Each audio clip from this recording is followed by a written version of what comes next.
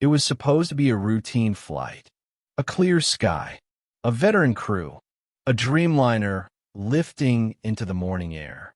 But within seconds, something unthinkable happened. And then, silence. You're watching Crime Vault. Subscribe now and watch till the end.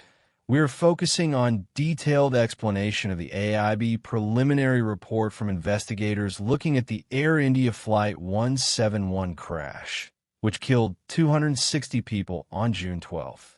1. Key findings from the report. Seconds after takeoff, both fuel control switches on the Boeing 787 Dreamliner were found to have been moved to the cutoff position. This action effectively starved the engines of fuel, leading to a catastrophic loss of thrust.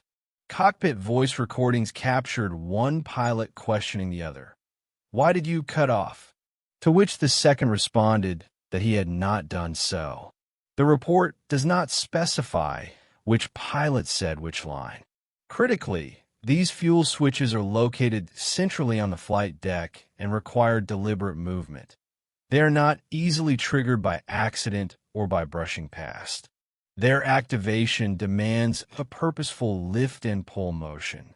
Although both pilots had solid professional reputations, and foul play seems unlikely, human error cannot be ruled out. Some aviation experts noted that pilots frequently operate these switches during normal procedures, guided by muscle memory.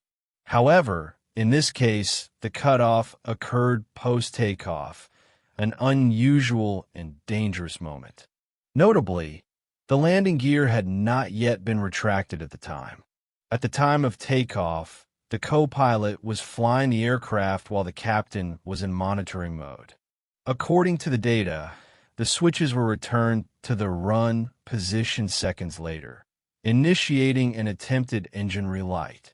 One engine had begun to recover power during the descent, while the second had reignited but had not yet reached stable thrust levels. Both switches were found in the run position at the crash site. 2. Additional observations. CCTV footage reviewed from the airport revealed the deployment of the RAM Air Turbine, RAT, during the aircraft's initial climb.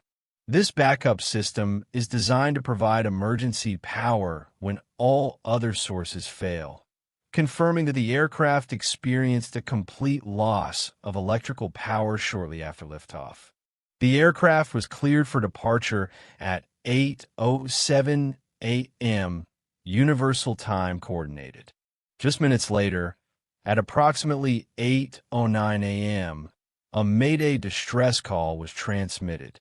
However, air traffic controllers did not receive any further communication from the crew. The report also notes a discrepancy. The aircraft's thrust levers were found in the idle, aft, position post-crash, yet flight recorder data shows they remained in the forward, takeoff thrust, position until impact. 3. Pre-flight conditions. The investigation confirmed that both pilots had received adequate rest prior to the flight and passed mandatory breath analyzer tests before boarding, confirming they were fit to operate. The aircraft's takeoff weight was within safety parameters, and weather conditions were clear. No dangerous goods were on board. Fuel quality was confirmed through tests on both the Bowser and aircraft tanks. There was also no significant bird activity detected along the flight path. 4. Fuel switch design and inspection gaps.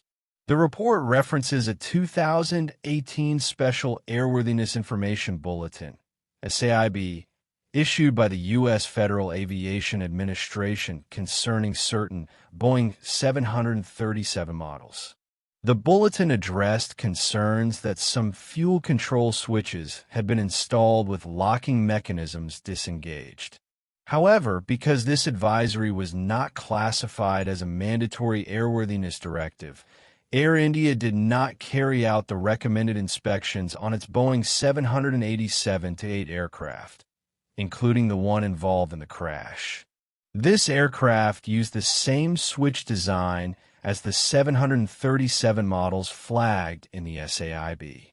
Despite this, the investigation has not, at this stage, issued any safety recommendations or corrective actions regarding the Boeing 787 or its engines. In the wake of previous high-profile Boeing incidents, such as the 737 MAX groundings and mid-air panel failures, aviation analysts have grown more cautious. Confidence in the infallibility of Boeing's engineering and software has been shaken. One industry insider commented, "There's nothing in the report that points definitively in any direction." But the aviation world doesn't wait for absolute certainty. It investigates everything, every near miss, every inconsistency. 5. Next steps. The investigation remains active.